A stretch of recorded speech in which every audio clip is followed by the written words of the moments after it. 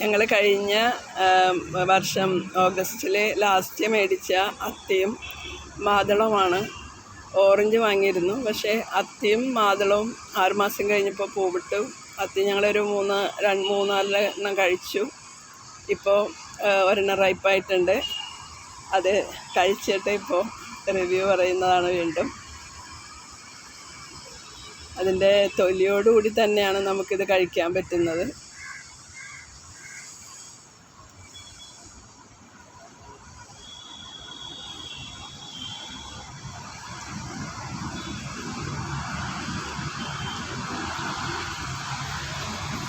നല്ല കടും മധുരമുണ്ട് കേട്ടോ ഈ ക്ഷീണത്തിലെ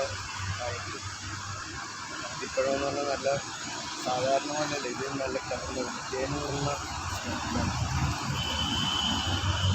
താങ്ക് യു.